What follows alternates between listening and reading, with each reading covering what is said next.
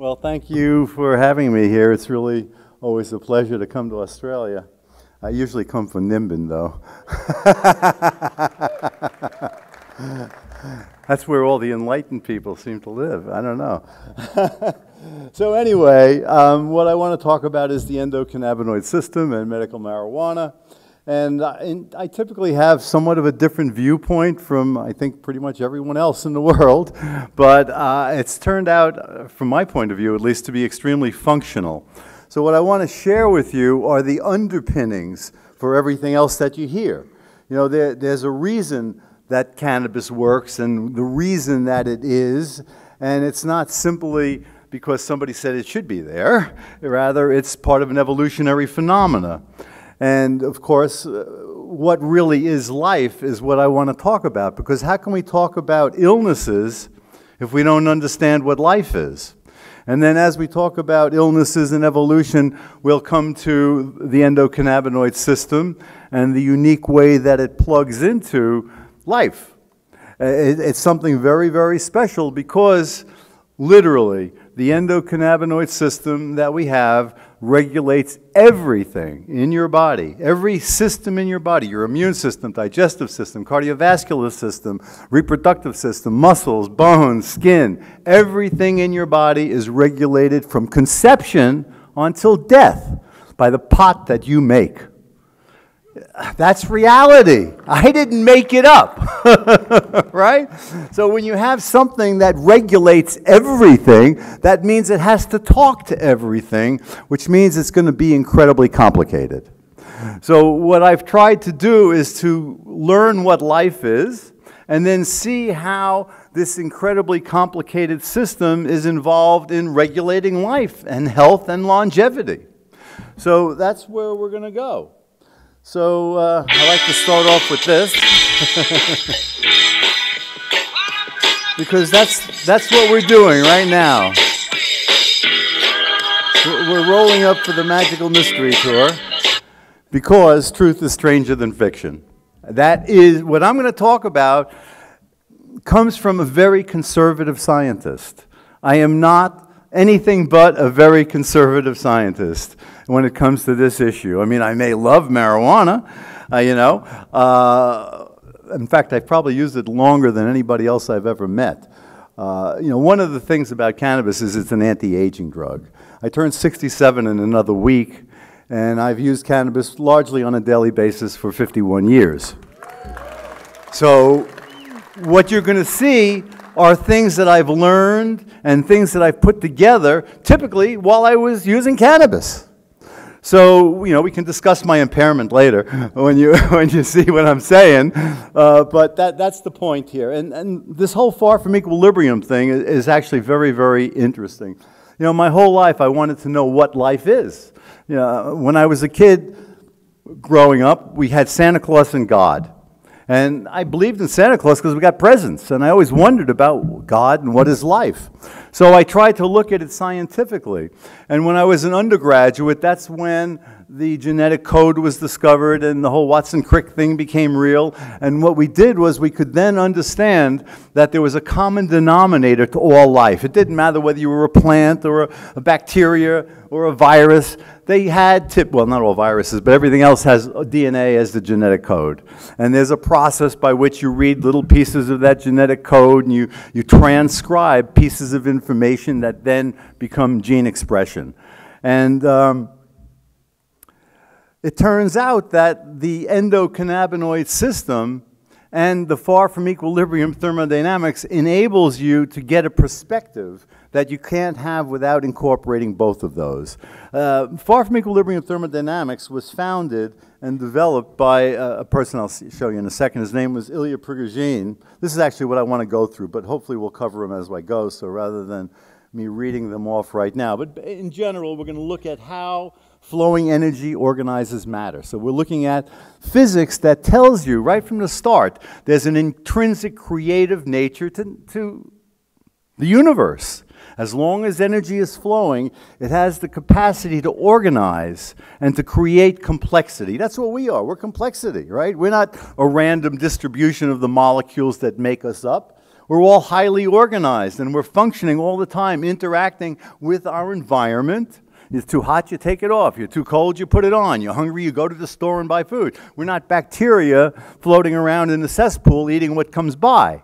You know, we don't have to worry about the lack of food if you're in a civilized industrial society and the economy is good enough. You go to the store. That's all part of the complexity that we've created over our existence, the existence of man. And it turns out that with the evolution of the vertebrates, meaning us and mammals in general and reptiles and etc., not meaning insects and not meaning crustaceans, that's when the endocannabinoid system first appeared, was with the emergence of vertebrates. And we can very simply capture the essence of what that cannabinoid system has done as life proceeded in its complexity. What it did was it gave us a new level of adaptability that you do not have in invertebrates. They don't make iPhones. We make iPhones, right? It's because we've learned to build over time complexity and to learn and continue to build and innovate, because our very nature is the nature of nature, which is creativity and newness. And we'll look at that in a second. So anyway, the endocannabinoid system is the great and powerful wizard behind the curtain because it's regulating everything. In fact, it's an anti-aging drug. It inhibits cancer. We'll be looking at that. We'll be looking at some of the basic properties of cancers and different kinds of cancers in an attempt to understand why cannabis cures some and not others. And when I say some and not others, you can have a breast cancer in an individual person, and there could be 50 different cancers in there. So the term breast cancer is almost meaningless. It's what's going on in the particular breast cancer of the particular individual, one who might get cured by cannabis and one who might not. So that's really what I'm spending my time doing. In fact, I'm writing a book on all of that. And what I intend to do is give the book away for free at some point when it's done so that people can have the knowledge, because that's what everything's about. The way you change your society is by knowledge. And the beauty of the physics that I'm going to be talking about is that everything works from the bottom up. We are the bottom. We, the people, are the bottom. The leadership, the government, is not the bottom. And nothing in nature works top down. It always works bottom up, because that's how you create the newness through this physics that I'll describe in a moment. So, and it turns out that sugar versus fat is a very critical component in terms of providing energy, and there's different consequences. It's kind of like, you know, having a diesel engine versus a gasoline engine. You don't want to put diesel fuel in the gasoline engine and vice versa, or you mess things up. That's the way our cancer cells are, and the fuel that's going in happens to be regulated by your endocannabinoids like everything else. I mean, which should be obvious. The most obvious thing about cannabis use is, you know, giving you the munchies, right? So that's starting the flow. That's providing you with a resource. And, you know, the reality is that every time anyone in this room, it doesn't matter whether you're a law enforcement or a government politician or anybody else, you get hungry because your brain makes some pot. Period. That's the way we work. You know, I love when I go as an expert witness in various trials, and the first thing I tell them is, everybody in this room has used pot today. Do you know that? And they all get all weird and twitchy, especially the prosecutors, you know. What, did you use pot? Blah, blah, blah. You know, and you got to explain to them, yes, you did. Well, I'm going to give you some punchlines up front here. We make those endocannabinoids out of essential fatty acids. So every time a doctor tells you to go take some fish oil, it's good for you, he's telling you to get high. He's telling you to activate your endocannabinoid system. But he doesn't even know that your endocannabinoid system exists in 99% of the times when you're talking with doctors, because it's not taught in the medical schools. In the United States, a survey was done in the summer of 2013 of medical schools by a doctor who got screwed by the whole system and had to resign because they used false evidence and put him in jail, and he now has such PTSD that he's a wreck. He was a cardiosurgeon. that he had to stop all of that. So now he's become kind of an activist, you know. If you get your cancer cured, you become an activist. If you get out of pain, you become an activist. Any of the things that cannabis does, once you experience it and you say, oh, wow, this is real, then you tend to get, you tell your mother, you tell your sister, you tell your husband, they tell their friends, which is why at this point, this cannabis movement cannot and will not be stopped, because it's the truth. We are speaking the truth. We are speaking the science that's out there. There's a ton of science out there. Anybody who says we don't have enough science hasn't looked, which brings up another important point. We've got law enforcement. What are they typically trained as? They're trained investigators. We have politicians who have all of our money that they can use to make policy that hopefully has some intelligent foundation to it. So their job is to investigate as well. Now, how is it that those two branches can't investigate all the science that's out there? On this computer here now, I have about somewhere between 12 and 13,000 articles on cannabis. About 960 of them show cannabinoids killing cancer. You know, what's going on here? And it's very important for people to realize, as was brought up earlier in the talk here, that it's not just palliative relief. It's not just relief of pain and nausea, etc. It actually has cancer-killing ability. Very clear, unambiguous cancer-killing ability. And it can kill pretty much any cancer, but not every cancer. So it might kill one person's brain tumor and not another's. We don't know what accounts for that difference. That's what I'm trying to dissect and write in the book that I'm writing. So then let's continue on my little list here, cannabinoids and viral infections. What we'll see, what I'm really going to be talking about is that energy flow and how that manifests at health or disease, all right?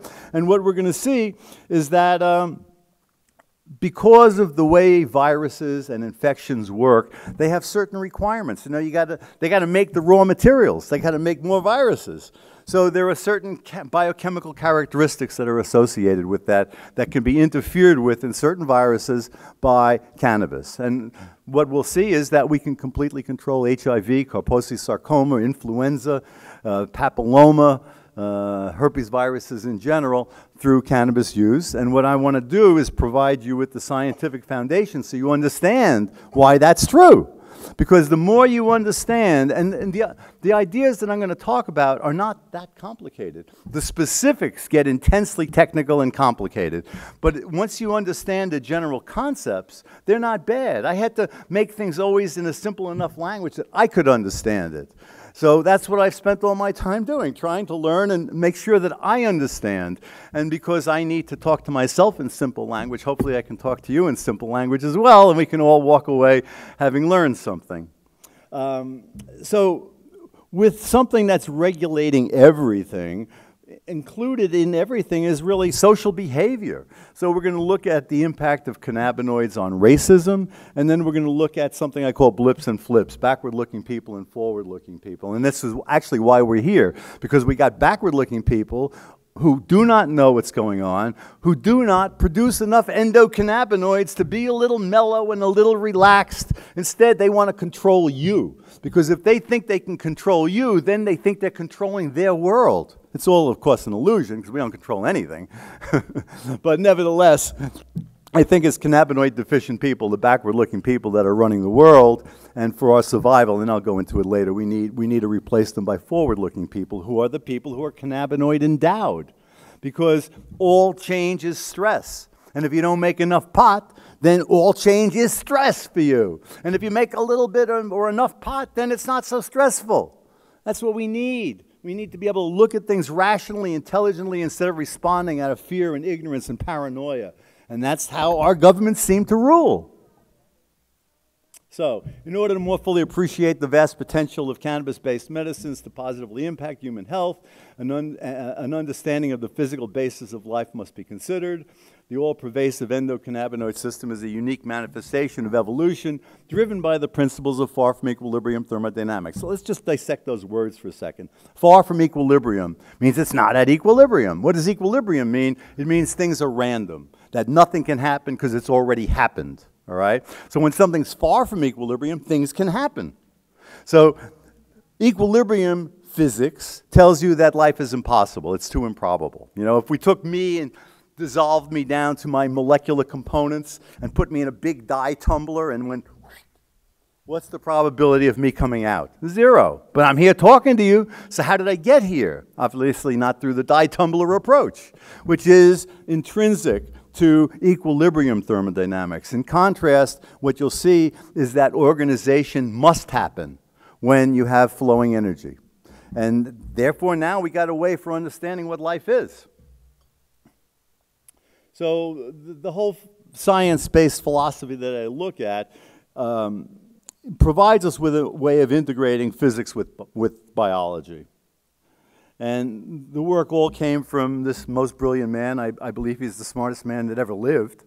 The more deeply we study the nature of time, the better we understand that duration means invention, creation of forms, continuous elaboration of the absolutely new. In other words, the planet is unfolding. The universe is unfolding. We're part of that unfolding process. And the unfolding is a continuous phenomena, and built into it is creativity. That's why we went from a black hole to where we are. That's why we went from a gaseous Earth to a solid Earth that could evolve. That's why the original microbes changed the atmosphere from one that had no oxygen to one that did have oxygen. And then you had 1 billion years of dead microbes that could be burned because you now had oxygen. That led to higher levels of organization because you had more flow. Everything's about flow. So we are actually the children of the arrow of time, of evolution, not as progenitors. I'm not going to go into that at all, but basically what it's telling you is that we're part of this evolutionary process. And that there's an arrow to time, meaning directionality. Based on the physics that this man has created, there is no reversible time. There's one direction, all right? And that's the world we live in. When's the last time you drove your car and got home and your gas tank was filled up? You know, how many of you are getting younger? Everything in our world has a direction to it. And that direction we monitor via time. And yet the very physics, the very foundation of our scientific understanding tells you that there's no time because it's reversible. It can go either way. Well, that should already clue you that something's not right. So I want to give you a couple of quick examples, and I never have enough time to do this whole thing, because I want to take you from the beginning, foundational principles, and take us up to life and to the endocannabinoid system and to where we are as a society today, where we can go, where have we been, and why, so that we can really start to have a coherent vision of the meaning of life, other than what Monty Python, of course, had said, which is actually very similar. All right, so what we have here is a Petri dish, and this Petri dish had a liquid in it. And that liquid was heated from below. It's got some kind of an oil. And what happens is, what we're all taught in school, with no exceptions for the most part, is that when you heat a liquid, the molecules are going to run around faster, they're going to spin faster, they're going to vibrate more, and if you had a chemical reaction to occur, it's going to happen faster. There is nothing in that way of thinking that would allow for what you're looking at here, which is where the liquid has formed structure. These hexagons that you're looking at are hexagonal convection cells. So what that means is take that picture and turn it on its side, okay? Now you're heating from below. The hot molecules are going up the side of each of those hexagons, giving up their energy to the environment, the universe, whatever, above. And in doing that, cooling and then coming back down the center. So you have this continuous flow of hot molecules giving off their heat. So what you've essentially done here is you've created a situation where entropy, disorder of the universe, will increase, but in doing so, the system that the energy is flowing through, organizational, will increase. So the universe gets stupider quicker as long as a collection of molecules can get smarter, all right? Hence, we have a motivation for life, all right? So that's known as the Bernard instability. Here's a similar kind of phenomena where you're looking at think about what we're talking about. We're talking about organization in a liquid, a flowing liquid. How do you get structure out of it? How do you get organization out of it? I don't have an intuitive explanation that I can say, think of it this way and you'll understand it. But what I can tell you is it's real. So even if we can't make a nice picture in our brain that will facilitate us understanding this reality, at least we should start to understand that this is reality. So what they have in here are some chemical reactions called redox reactions, where you have molecules that have hydrogens, like the gasoline or the food, and you want to give it up because you want to use that energy to create the organization. All right? So you give it up, and I will eventually get the cannabinoids on all of this. Trust me. Just be patient, because I'm giving you a foundation that if I don't do it, you'll never get it. And then you can't really appreciate, from my perspective at least, what the cannabinoid system is doing. So what you have in here is a chemical reaction. You have an indicator that tells you whether the molecules are in the oxidized or reduced states, meaning whether they're loaded with electrons or whether they've given them up. Okay? And the indicator here shows you the redox state. So you're seeing that again in a liquid. This is another Petri dish. In that liquid, it is not random. So again, the flow of energy and the degradation of potential creates organization in a collection of molecules, as long as when it does that, it makes its environment stupider quicker. In other words, increases entropy, and by doing that is consistent with what's known as the second law of thermodynamics. All right. So here I'm doing the reaction just so you can appreciate it. Actually, I didn't do this one. I ripped this one off the net because whenever I did it, it never came out as nice. But you see the emergence of patterns. Now, statistically, that should not happen. You don't get organized structures in liquids, but you do. All right? It's because of the flowing energy. And what I'm doing here is I'm doing it in a test tube, so you can certainly believe it's all mixed up. And what you're going to see is a pattern emerging from the bottom of the tube, a blue color that indicates the redox state, and it'll move up the tube. You've got to be a little patient here. Why I ripped the other one off. It always works better when somebody else does it. But there, you see the blue going up the tube, and then it disappears. And it'll keep doing that as long as that chemical reaction can occur. As long as there's, wood to burn, so to speak, it'll keep happening, and when the wood's all burnt, then it can't happen anymore. These are called flow-dependent structures, all right? We are flow-dependent structures. If we don't eat, breathe, and get rid of our waste, we die. It's that simple. It's that flowing energy and matter that maintains our health. And our health is really our distance from equilibrium. Aging is how we randomize ourselves more until we reach what I call a far from equilibrium phase change. Death. All right? So the key here is we want to maintain our distance from equilibrium. And we're in a changing world. Things are constantly shifting and changing. So in order to survive, what we need to be able to do is adapt. The adaptability that came in with vertebrates when they evolved the endocannabinoid system that regulates all the other systems in your body. So at least I mentioned the word endocannabinoid now. One of the points that I wanted to make, and I'll make it now, is that everything winds up oscillating. Think about your own existence, You're awake, you go to sleep. You breathe in, you breathe out. Your muscles contract. You got EEGs, EKGs, EEG. You got all these different wave patterns, right? Cardiovascular wave patterns, etc. Menstrual cycles. All of these things are oscillations over time that are natural. What you're looking at here are different chemicals that are found in all of your cells that are involved in energy production. And what you're seeing is that they're oscillating with time as well, all right?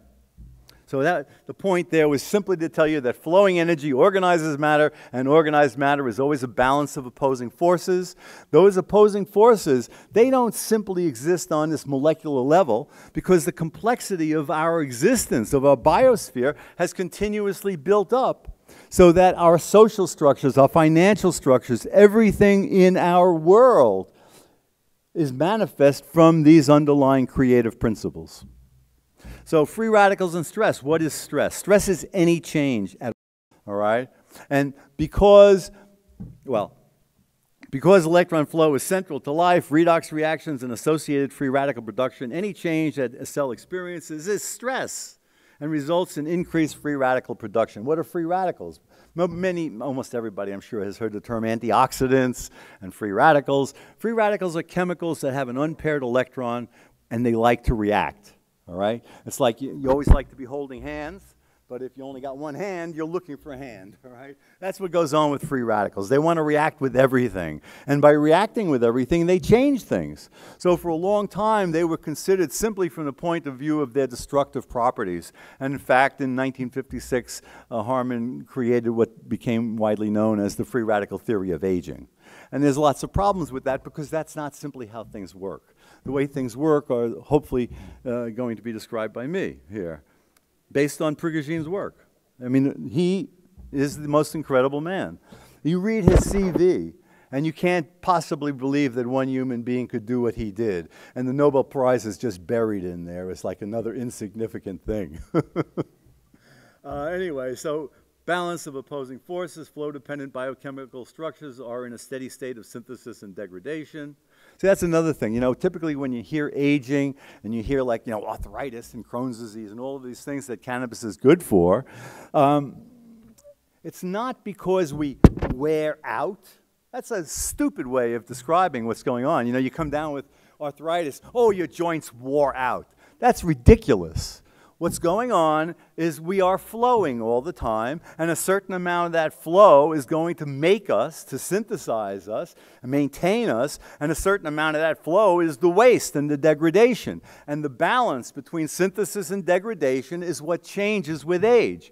When you're a kid, you're not only growing here, hopefully, but you're growing here, physically. So you have two things that are moving you further from equilibrium, that are charging you up with the battery of, charging up the battery of life, basically, okay? And once you reach adulthood, you're not growing physically anymore. At least, you know, you hopefully are doing your exercise and increasing your muscle mass and the flow of waste and nutrients to your muscles, to your body, to provide you with health. So anyway, free radicals are a critical consideration, and what we now know, and this is very much the heart of what I'm going to be talking about, is how free radicals not simply can be negated by an antioxidant. You know, you take your vitamin C or your vitamin E, and they're going to negate the free radical because they have antioxidant properties. But in contrast, we can change those flow patterns of our biochemistry, how things are made and broken down, and the ratios of how things are broken down, etc. And in doing that, you can also wind up regulating free radicals. Now, just to give you an idea of how critically, insanely important reality is, back to the whole magical mystery tour, you know, and truth is stranger than fiction, one single free radical molecule can kill you. One molecule. All it has to do is hit a critical gene on your DNA, mutate it, turn that cell into a replicating cancer cell, have it be one that the immune system doesn't see and can't control. You got cancer. But now we have an interface with our environment. It's called our brain. And we can either go down the path of, say, chemotherapy, despite the very, very, very poor success rates with just about everything other than childhood leukemia, which has like a 90% success rate or even higher. The problem is those people come down with cancer 20 years later. How much sense does it make intuitively to you that you should use a cancer-causing drug to cure cancer? I mean, you know, it doesn't make a lot of sense offhand. And in fact, judging from the results, it doesn't make a lot of sense, all right? So we want to look at how DNA is expressed, how the genes that are expressed are further regulated, and how the cannabinoid system is ultimately doing all of that for us to provide us with longevity and health. This is how evolution, God, whatever you want to call it, has chosen to make life work on this planet. So, free radicals interact with DNA, RNA, lipids, proteins. When they interact, they're changing them, okay? But since everything is flowing and talking to everything else as it's transformed, the transformed molecules that are modified by the free radicals are going to interact with other things than they normally would. And now the system says, uh-oh, I'm making too many free radicals. I got to do something, otherwise I'm going to die, meaning the cell is going to die, meaning the person might die. It all depends on how that, remember, one molecule can kill you if it amplifies up the disorder. Every one of your trillions and trillions of cells, every day, makes over 10,000 of those damages, those free radical damages. And yet we're here talking about it. How is that possible when one molecule can kill us and we're making, 10,000 damages like from that one molecule in every one of our cells every day? And in fact, one of the molecules that makes that, one of the free radicals that we metabolically produce is known as superoxide. We make 4 kilograms in a year. And yet we're here talking about it. So the miracle is that we're here at all, rather than, here and not being as healthy. I mean, just being here is miraculous, and it's because of this intrinsic creative nature that permeates the universe. All right, so molecular changes become communication that alter biochemical pathways in order to promote what I call smooth flow, more efficient exchange of nourishment and waste with the environment. All right, any disharmony on any scale results in free radicals, which now have to be responded to. So on the one hand, they promote degradation of things. On the other hand, they act as signals to tell us that we're degrading too much, we got to change things. And then third, we actually use them as weapons. Your immune system makes free radicals at appropriate times if everything's working well in you. So you get a viral infection, and your immune system will go and kill the cells that are virally infected. Your antibodies will bind up the viruses, and hopefully, before you die, you get fixed, right? So all of those things we'll see are regulated by your endocannabinoids. So once again, those magical structures in the liquid are called dissipative structures. They're flow dependent. What's flowing? The energy and mass. What makes it flow?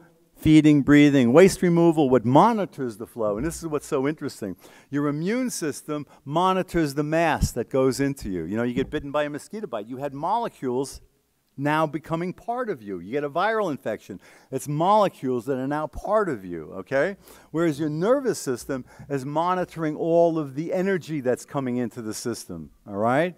So these two systems have very unique roles because they are what's monitoring us. So we eat our food, our gut is loaded with immune cells, our brain tells us where to go to the store to get it, So everything's working very nicely except for the fact that as we age we keep, getting closer to equilibrium. Basically, the battery of life discharges, okay?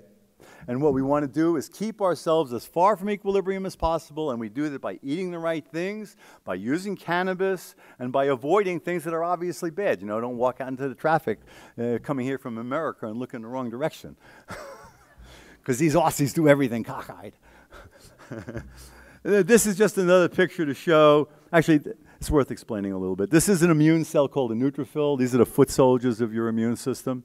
And what you're looking at here, that dark right there, all right, that's a certain molecule that our bodies make. It's a high-energy molecule called NADPH. And what you're seeing is it's not randomly distributed in the cell. Here you see the outline of the cell. And over time, you see it moving down the cell. And then this is a separate cell. In the end here, you see this burst of light coming out. That's an enzyme that's using the energy that traveled down the cell and converting it into free radicals so you can use those free radicals as weapons against infection.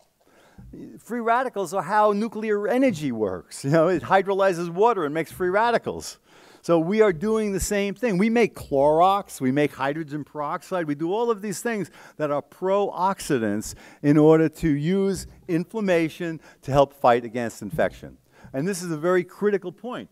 Because up until, more recent times, look back 150 years ago, people were dying a lot younger than they are now, and they were predominantly dying from infectious diseases. Today, we live longer, and the main causes of death are cardiovascular disease, autoimmune diseases, and cancer. In other words, the age-related illnesses as opposed to infections, all right?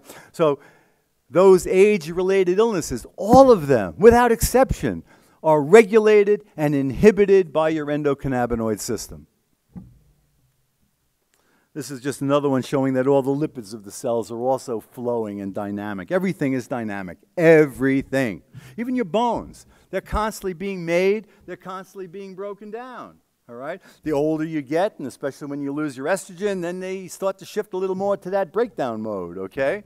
But again, I'll give you an example of how important it is to embrace these concepts. So, because arthritis is the degradation, right, of the cartilage and then subsequent degradation of the bone, you'd like to inhibit all of that, right? But remember, everything's a balance of synthesis and degradation. So pharmaceutical companies came up with a drug that would prevent the degradation of bone. But think about it. If it's not flowing, is it really alive?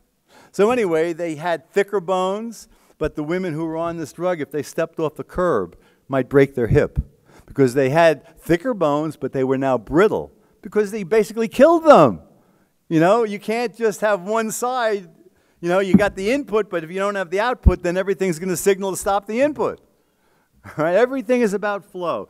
So here, this is just simply saying that your insulin secretion is flow. Cannabidiol targets the mitochondria. Mitochondria are membrane-bound factories in your cells that make ATP, which is essentially the dollar bills of cells. That's how you make everything, by using ATP. And calcium is always involved in activating anything. So in the case of a diabetic cell, it's the calcium that's regulating the production of insulin. The insulin is produced also in a pulsate manner. Remember oscillations again? That's how your insulin is being produced. The levels go up and down, you know, but maybe a bigger up after a meal, but they're still going up and down because they're made up and down. All right? But here we're seeing that cannabidiol can actually regulate the intracellular calcium levels. So cannabinoids in aging, the etiology of all age-related illnesses has a free radical involvement. As we age, the weakest link breaks. That's what's going on. You know, if you come down with cancer, it's because that was your weakest link. You come down with heart disease, that was your weakest link. And in many cases, because of our ignorance of how life works, we contribute to the problem rather than minimizing the problem. So free radicals are the friction of life. Cannabinoids are the oil of life. And even what you're seeing there is a picture of hemp oil, you know, squeezed seeds. The squeezed seeds are very healthy for you, aside from the fact that they have complete protein. They have the essential fatty acids. And essential fatty acids are essential because we need them. That's why the omega-3 is necessary from the fish oil. But why is it necessary? So your body can make pot. So hemp seed eating village in China holds the oldest, healthiest people. Why? Because not only are they eating all those essential fatty acids, but you know, they're not driven by the fanaticism of the DEA and whatever your ridiculous equivalent here is in Australia. You know, so these are dirty seeds. They got, you know, Brax on them. There's THC in there. There's CBD in there. It's not just seed oil. What is aging? We've already gone over that. The movement towards equilibrium. What are age-related illnesses? You know them all, because they're everything that's not an infectious disease. All right, so endocannabinoid system is uniquely suited to holistically modify the multidimensional interacting biochemical pathways that determine a system's health at any instance, as well as how it evolves over time. In other words, we need our endocannabinoid system because it's keeping us healthy. So this is a real nice verification. This was, what you're looking at here is what's known as a survival curve. So here you can see percent surviving over time of 3 different kinds of mice. One is what we call wild type, ++. That means it's got, the CB1 gene is the gene that's in your brain that's responsible for you getting high.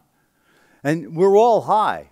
Everybody in this room is high, because that gene is always turned on to a certain degree. Some of us are higher than others. I fortunately am very happy, and my kids are very happy. You know, and now recently it's been shown that there's a polymorphism, a genetic change in the CB1 receptor that can be attributed to being happy. All right? So if you're lucky, you're born higher than somebody who's depressed all the time, which is why cannabis works well for depression, because you're shifting their biochemical balance into a healthier position. So anyway, CB1++ means that you got a CB1 gene, a functional gene from each of your parents, right? Because we have 2 copies of everything. And here we have what's called a heterozygote. It's got 1 good copy and 1 bad copy. So if you look as a function of time, they're all surviving out to 24 weeks. In contrast, if you look at the CB1 knockout mouse, this mouse cannot get high. No matter how much pot you gave him, he wouldn't get high because it doesn't have the receptors. Receptors and the things that bind to them are very akin to our speech and our ears. The ligands, the chemicals that bind to these receptors are like our speech. And our ears are like the receptor. And those cells are responding to what they hear, telling them how to best adapt to their environment. And if you're lucky, that best is good enough. And if you're not lucky, you're creating a problem. All right? So here we see that getting high is essential for life. And these CB1 receptors are not simply in your brain. They're everywhere in your body. And they're not simply on the surface of cells. They're actually on the surface also of mitochondria. And they regulate calcium channels, which we just said is the basis for all activity, be it muscle contraction or hormone release or neurotransmission. So quite obviously here, we do not want to be cannabinoid deficient, just in terms of longevity. We're not seeing what illnesses are resulting here. We're just making a big crude measurement. They're dying. So here's a little old lady, 120 years old. She was the oldest woman on the planet. And what is she doing? Smoking a big spliff.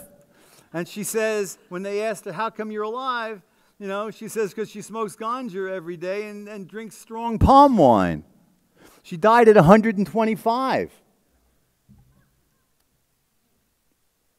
So there she is. So you got a good picture. The fact that our government, and I was referring to the U.S., but unfortunately you're as stupid here as we are there. The fact that our government has outlawed an anti-aging drug that kills cancer is proof of incompetence.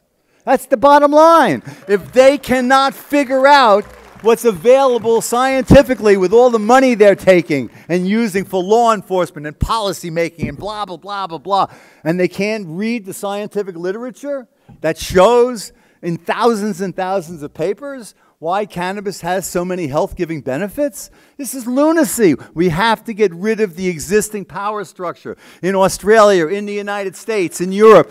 We cannot simply have a tug of war going on. You know, in the U.S., it's the Republicans and it's the Democrats.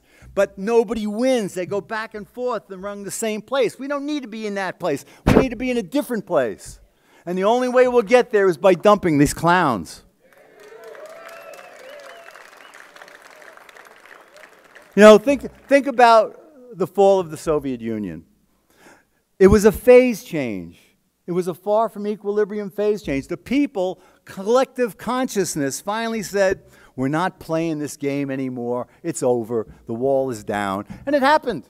Well, that's what's happening right now with the collective consciousness on this planet, in this country, in America, in Colorado, in Washington, where they're saying, screw you, we're not playing this game anymore. This stuff has value.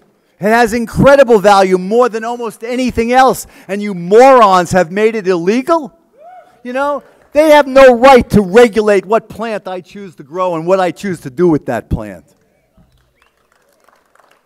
So here's a little picture showing you how they have their neuron influence, all right? So here you're seeing what's called a presynaptic neuron, and this is a postsynaptic neuron. And here you see the CB1 receptor in that presynaptic neuron, and when that neuron gets activated, calcium comes in, and you get your nerve impulse, okay? And that nerve impulse will typically cause the release of neurotransmitters, you know, the words once again, and the receptors on the other side will hear the words.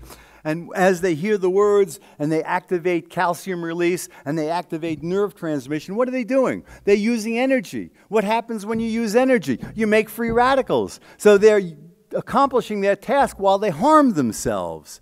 So you got to be able to regulate it. So what happens? The cell membrane itself is broken down. That postsynaptic membrane is broken down. And guess what it makes when it's broken down? Just little bits of it are broken down. It's not the whole thing, right?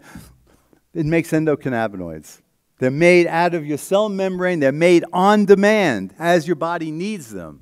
And then they go back across where they bind to the CB1 receptor that then inhibits the calcium channels, which then inhibits the release, so that you now have basically slowed down, minimized that neurotransmission. And in doing so, protected the nerve, because otherwise too many free radicals would kill it. So that's just to give a little insight into how some of these protective mechanisms can occur.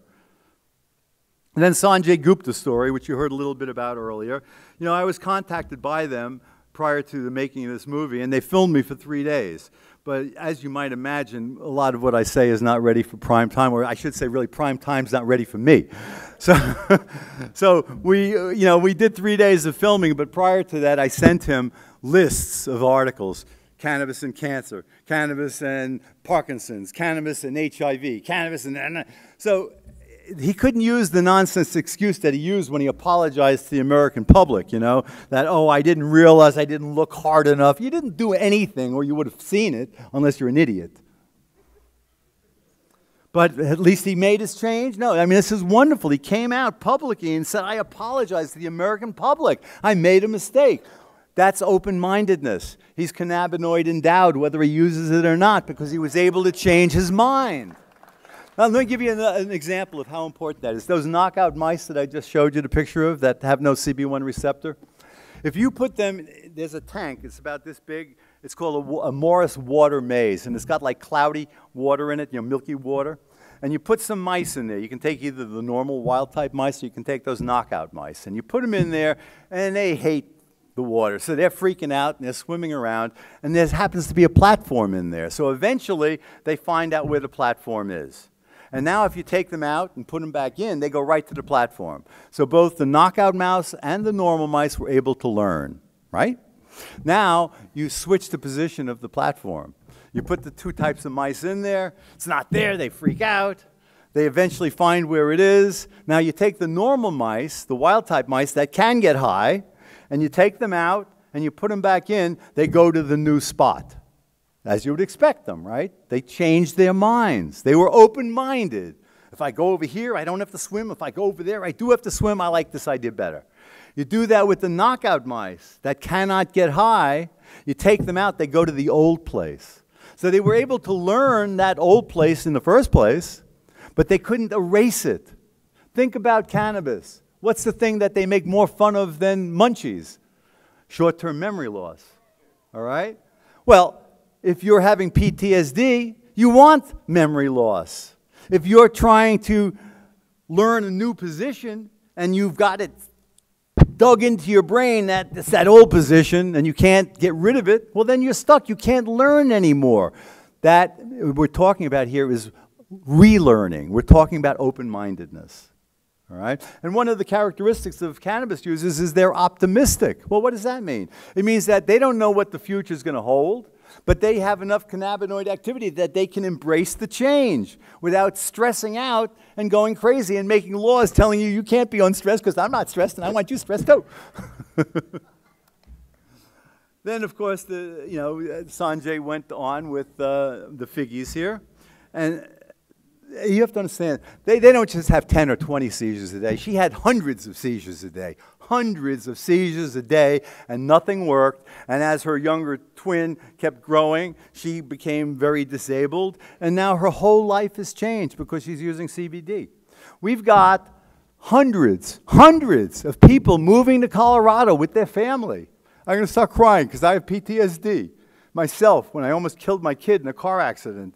And when I see what goes on with these children and the idiots that are running our world, it just freaks me out. You know, she goes from hundreds of seizures a day to maybe one a week, or one a month, or a few. This is life-changing. It's life-changing. And why should people have to be giving up their homes and their jobs to move to another state in the land of the free so that they can take care of their children? And what kind of decision-making does it put on us? If I have availability and somebody calls me up and they're in a non-medical marijuana state and they say, I'm dying, can you help me? What am I supposed to do? Sorry, I can't help you because the law forbids me to help you with what you need. You got to go die instead? What kind of position are we putting ourselves into by allowing this to happen? All right, so cannabinoids as potential anti-epileptics. Notice the year, 1981, when this paper came out. Why are we still farting around with this issue? This is lunacy. It's, again, proof of incompetence of leadership. It's not leadership because they're backwards-looking people, and you can't lead forward looking backwards. And we see No, I'm just going to highlight some of these articles now so that you see I'm not just making all this nonsense up. Cannabinoids inhibit N-type calcium channels in neuroblastoma glioma cells, right? We got people here who are treating their kids with glioma with cannabis. And this is just showing you that there's activity in these most fundamental properties, calcium channels, because calcium channels are what regulate apoptosis, the cell death that was brought up earlier. You know, cannabinoids activate inwardly rectifying potassium conductin, inhibiting Q-type calcium. You know, they're regulating the flow of calcium and ions in and out of cells, all right? CB1 cannabinoid receptors and on-demand defense against like cytotoxicity. When you learn something, when you do a lot of things, in order for that neurotransmitter to happen, it turns out that the activation of the downstream neurons is deadly if you don't have enough cannabinoid activity. So it turns out that CB1 receptors an on-demand defense against excitotoxicity because the normal functioning of your cells, of your brain cells, will kill them if you don't have cannabinoids there. And we need more cannabinoids than we have, as evidenced by the fact that we're now dying from age-related illnesses. They estimate that in a couple of decades, I forgot the exact year and the exact number, but basically we're going to have something like 50 million people in the United States with Alzheimer's. That will bankrupt the healthcare system. And you saw today earlier how you saw how people with Alzheimer's benefit. What was not shown there is that it inhibits Alzheimer's. There's a lot of scientific studies that show cannabinoids is the molecular basis for Alzheimer's. You know, it's the solution to the world's healthcare problem.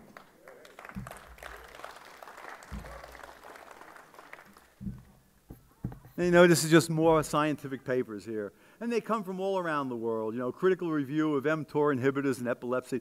mTOR happens to be a protein that's involved with how energy is made in cells. And particularly the energy that's made via carbohydrate burning, which is what's the most dangerous form of energy acquisition, because that's where you make most of your free radicals, okay? But on the other hand, the pathways that are doing that produce energy very efficiently. All right? Now, your brain and your nervous system require that because your brain is 5% of your body weight, but it uses 20% of your energy.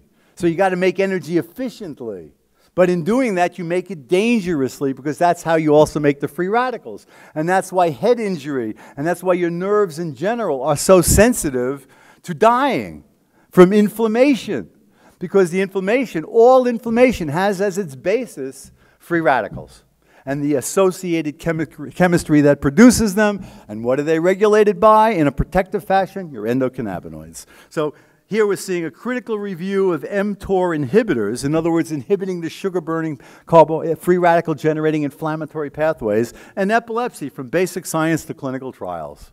All right? And we don't have time to go into it. It's just showing you that the general theme of what I'm trying to convey is that energy metabolism, the flowing energy, is what creates life, creates evolution, and the cannabinoid system is part of it. See, it's very simple, everything, right? I'm not going to go into all of this because it's the same story. ER stress is endoplasmic reticulum, and it's damages that are caused by free radicals, and then the cells have to adapt their biochemistry in order to survive. Cannabinoid modulation of hippocampal long-term memory is mediated by mTOR signaling. Again, you need that sugar, but too much will kill you. I'm not going to go into many more of this. It goes on and on and on. Cannabinoids as antioxidants and neuroprotectants, which is what I'm showing you here. This is a quote from the United States government patent that was issued to the Human Health Services, part of the government that says there's no value, medical value to cannabis. Cannabinoids have been found to have antioxidant properties unrelated to NMDA receptor antagonism, and in other words, inhibiting that particular receptor. This newfound property makes cannabinoids useful in the treatment and prophylaxis of a wide variety of oxidative-associated diseases, in other words, all the age-related illnesses. such as ischemic, age-related inflammatory autoimmune diseases. The cannabinoids are found to have particular application as neuroprotectants. For example, limiting neurological damage following ischemic insults such as stroke and trauma, or in the treatment of neurodegenerative diseases such as Alzheimer's disease, Parkinson's disease, and HIV dementia. It's the United States government is saying this out of one corner out of their mouth, and the other corner, it's a dangerous, addictive drug. Well, who's saying that? The people who are making the money, right? The politicians are being paid by the pharmaceutical companies. Law enforcement in the United States, you got all the jails, and the prison guards come out every time there's talk about legalizing. Can't legalize, because it's their jobs that are at stake. You know, in New York City, they were arresting 60,000 people a year for cannabis possession. And of course, most of them were black or Latino. And the cop would go up and say, oh, I know you don't have anything, you know, but show me what you got in your pocket. And the kid will pull out, you know, a little joint of marijuana, which happens, a joint is legal in New York City. It's been since the 70s. But as soon as you put it out in public, it's illegal. So you go over to the black kid and you say, what's in your pocket? Search and frisk. Thankfully, the mayor is stopping that procedure. So cannabis and cancer. This is my database, and what I'm showing you here is, let's see, what are we looking at? This is autoimmunity here now. But again, you see, I got those 12,000 articles when I look at cannabis. Cannabinoids have a therapeutic role in transplantation. Well, again, they modulate your immune system. So it turns out, yes, they do. You know, people with different allergies. I've met people with peanut allergies who eat peanuts, but they smoke pot before they do it. So autoimmune diseases, cardiovascular disease, now I'm just showing you again, and I got hundreds of articles on cannabinoids and cardiovascular function. And what you got to be careful with when you read this literature, and I say this especially to the various doctors and science-oriented people that we have here, you know, because of the development of synthetic ligands, you can specifically turn on the CB1 receptor or specifically turn on the CB2 receptor. Well, that CB1 receptor, by virtue of how it modulates free radical production in the mitochondria, has the ability to protect. But in doing that, it stops the system from reorganizing into another protective mode, okay? And it turns out that if you look at only turning on the CB1 receptor, that you're going to see it promotes fibrosis. So that could have problems associated with the heart, with fibrous cells supporting cancer cells. You know, there are many examples where fibrosis is a pathology. But it's a pathology caused by the cells trying to protect themselves from people consuming too many calories. You see, the more calories, if your sugar levels go up, your pancreatic beta cells are going to sense that elevated sugar. And too much sugar in your blood's no good because of its osmotic activity, physiological phenomena, okay? So what you want to do is turn that down. So how do you turn it down? Well, you make the cells take it up and eat it. But remember, burning sugar is what causes all these free radical damages. So cells obediently obey the pancreas and start eating, start eating the sugar because the insulin promotes the uptake and the turning on of its metabolism. But in doing that, they make more free radicals. So eventually, that cell has to stop consuming sugar. Otherwise, it's going to die from apoptosis, all right? So now what do you have? Insulin-resistant diabetes.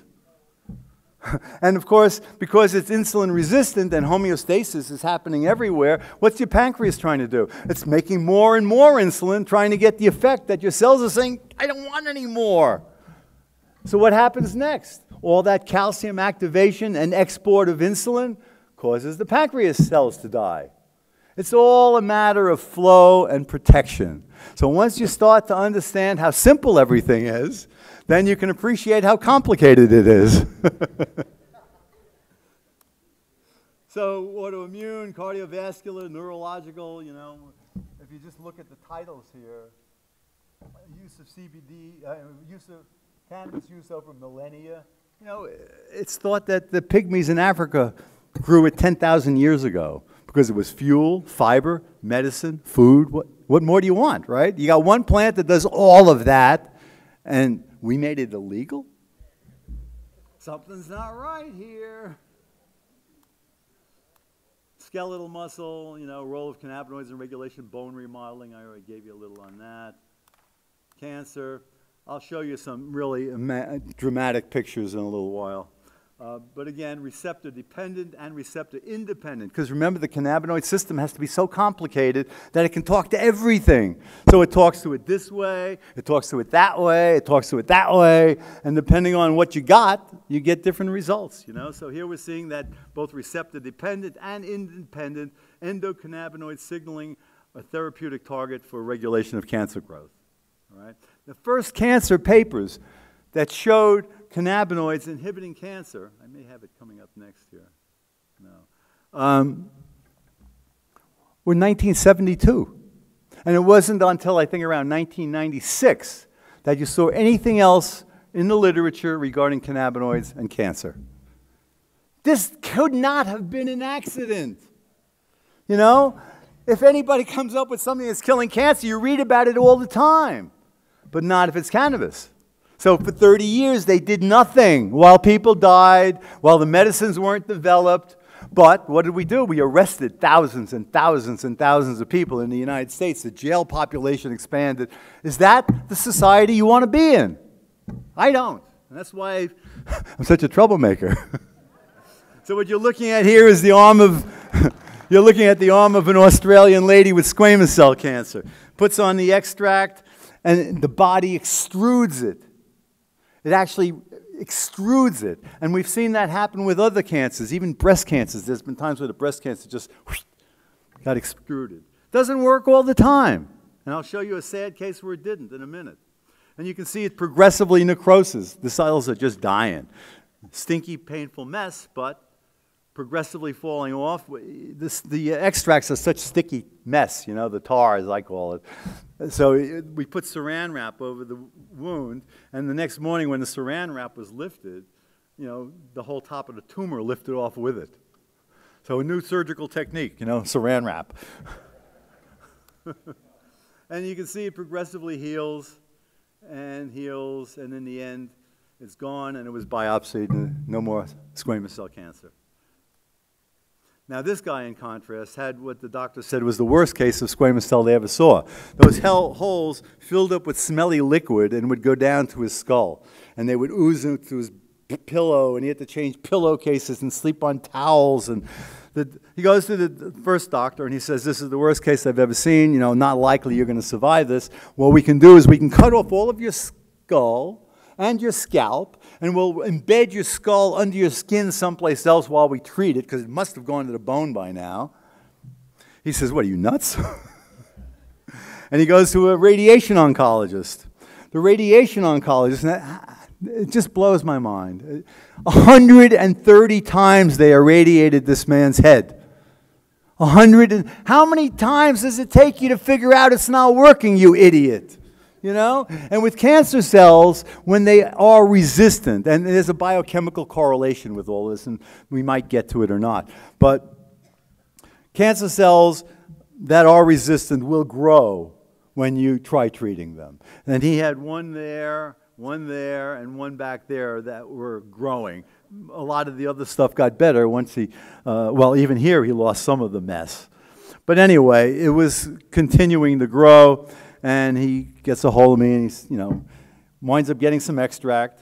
And you can see how it's starting to eat away on those cancers. His oncologist, by now he had actually one of the rare decent oncologists, and said, I can't believe this. We have nothing in our armamentarium that will do what I'm seeing happening here. He says, put it all over your head, because we really don't know where it is. He was also taking it internally, because as you might suspect, there was a lot of pain with this. So continues to eat away at the cancer, and it was actually at this stage that the doctor said, put it everywhere. So we put it everywhere.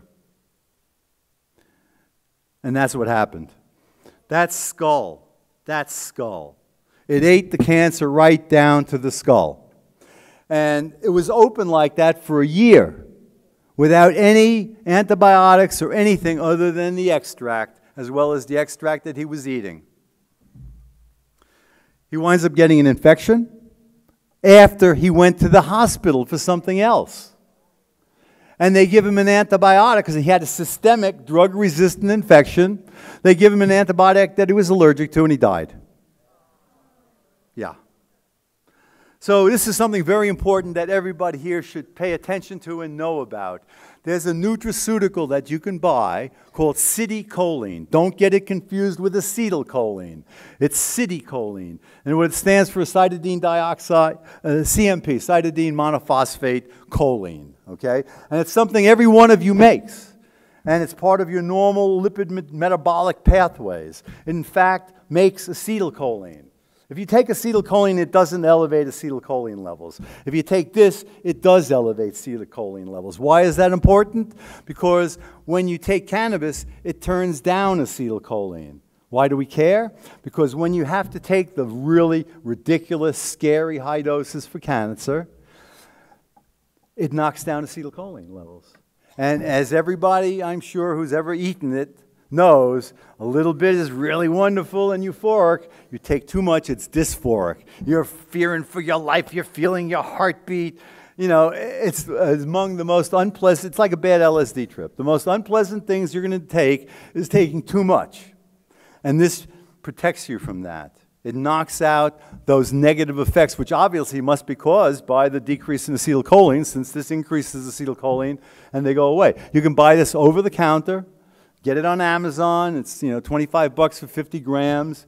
You take 5 times more citicoline than you take extract, and you'll be safe. Or if you're smoking a joint, and you don't, you know, some people can't take one drag. They don't like it. Take this first. Take a capsule. You won't have a problem, and yet you'll still get the therapeutic benefits. So everybody should be aware of citicoline. Ignorance is not bliss. This is that survey I told you that was done, I think I told you, at the medical schools. Out of the 158 medical schools in the U.S., 13% mention the word endocannabinoid, major neurotransmitter in your brain, and we mention the word to 13% of our medical schools. How can politicians who go to the doctors for advice get any good advice when the doctors don't know what they're talking about?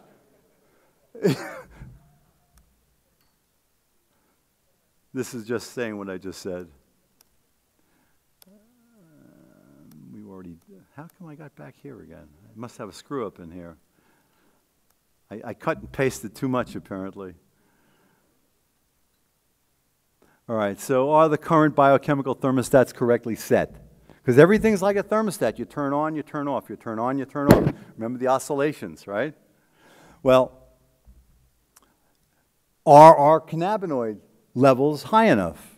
Well, just from the fact that we've gone from, you know, dying at 50 to dying at 80 means that we're living longer. That's why we're getting those age-related diseases. We need more cannabinoid activity. That's why you're eating the fish oil, because you're trying to increase your cannabinoid activity. You can only increase it so much nutritionally, and then you need to take the real nutrition, cannabis. Cannabis is an essential nutrient. It's not a drug. We should all be eating it every day. Either decarboxylated, whatever tickles your pickle. But we need more cannabinoid activity to be healthy. That's the bottom line. So they're not set correctly. We cannot evolve fast enough. Remember, the cannabinoid system first appeared with the vertebrates.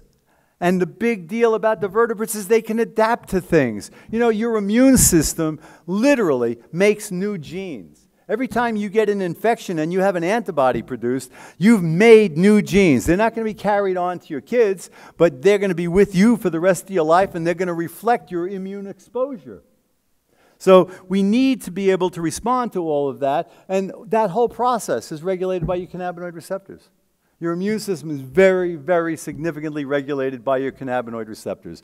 And in general, it turns down the inflammatory response, which, on the one hand, might help protect us against certain infections. On the other hand, is causing all the age-related illnesses. So it depends maybe where you are, what your life is like, but in general, We cannot evolve fast enough. We've had a continuous increase in cannabinoid activity. When it first appeared in the vertebrates, it was the CB1 only, then it was the CB2. We now know that there's a whole constellation of vertebrates and biochemical pathways that are all swirling together in what I call a psychedelic biochemical swirl. We cannot evolve fast enough, so the only solution is increase your cannabinoid activity. Am I running out here? All right, so this is what's going on right here. Consciousness is the high point, really, of man's evolution. These backward-looking people are the cannabinoid deficient people who I believe run the governments of the world. You know, control. Well, look, you use your head. Look back in history. Who were the world leaders? Well, we had Genghis Khan, we had Adolf Hitler, we had Mussolini. Who were the good guys? We had Gandhi, we had Mandela. You know, there's a bit of a void here. There's a bit of an asymmetry in what's going on. So anyway, we need a change. Who's running the world? And it's so critical right now because we are in a unique time in the history of the planet because of the impact that man has had. You know, in terms of weather change would be one thing, but just look at pollution. Look at the plastic in the oceans and everything else. If we do not have legislators who can look at the scientific information and make policies, not based on their special interest in groups that are feeding them money, but based on what we need to the best of our ability to determine it, we're going to go extinct. Most species have gone extinct. All right? We have to prevent that. And we're going to only prevent it by getting rid of the closed-minded morons that are keeping an anti-aging drug that's found in mother's milk that kills cancer illegal. I mean, just think of the absurdity. It blows my mind. So we went through all this already here. So I have to give you my joke, you know. Should we arrest nursing mothers for getting their kids, their infants, stoned? I got a better idea. We arrest all women for walking around with paraphernalia. And this is just showing you that if you use one of these cannabinoid inhibitors to block the CB1 receptor in newborn mice, that those new mice develop weird social emotional behavior. In other words, breastfeed your children. And one of the surveys that I'd love to do is I'd like to survey our politicians and see how many were breastfed and what their political leanings are. Because I believe that a significant number of our politicians are suffering from post-birth traumatic stress disorder because they were not nursed. So we've gone through all this, come on. All right, so here we have a typical backward-looking person. And here we have our forward-looking person. And you know, and once you start thinking about this paradigm, immediately you use it all the time because you meet people and, oh, they're a blip, they're a flip, you know. The people who are like those knockout mice, it doesn't pay to waste your time trying to convert them because their brains are not able to do it. You're asking them to do something that they're physically, biochemically incapable of. That's why we need bottom-up. The people have to take control of our governments and of our policies. Political attitudes vary with physiological traits, all right? In a group of 46 adult participants with strong political beliefs, individuals with measurably lower physical sensitivities to sudden noises and threatening visual images were more likely to support foreign aid, liberal immigration policies, pacifism, and gun control, whereas individuals displaying measurably higher physiological responses, you know, you say boo and they jump, right? Because they don't make enough cannabinoids and the boo was a change, right? Physiologically, to those same stimuli, were more likely to favor defense spending, capital punishment, patriotism in the Iraq War. Well, these are the things that are regulated by your cannabinoids. Here's another one, neurocognitive correlates of liberalism and conservatism. They found that greater liberalism was associated with stronger conflict-related anterior cingulate activity. That's an area of your brain loaded with cannabinoid receptors. And they're more peaceful. They come to resolution. We don't have to fight about it. We can talk about it. We can use logic. We can figure out what makes sense for our business deal, for our international trade. You know, in the United States, up until 1985, they had a bar in Congress. So these turkeys were getting drunk, And everybody knows alcohol promotes aggressive behavior. Well, look at the foreign policy, the Cold War, etc. All right? We need them to have joints in there, not alcohol. All right, I'm almost done here. What kind of world do you want to live in? You know, we got some choices here. Cannabis awakening will never be turned back. Too many people know the truth. We will never tolerate the insanity anymore. Never. It's a matter of how quickly we make the change happen versus how many people are going to suffer and die needlessly. There's no question about what's going on anymore. And this is just to show you what a grow looks like in Colorado. That's 43,000 square feet, makes 500 pounds of bud a month.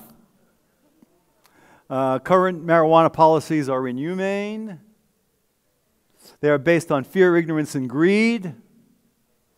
In reality, cannabis prohibition is a fundamental human rights violation because it's the people who are cannabis deficient that are going after the people who are cannabis sufficient. We don't like that you're higher than I am. We don't like that I have fear, so we'll throw you in jail. That's racism. You know, you could have a black person who's got the gene for skin color, and everything else is in him genetically is white. And yet we protect them with laws, right? Because they have a color change. Well, we have a biochemical change if you like cannabis. Why are we not protected? It's racism. So that's the final answer. That's what we need. Thank you.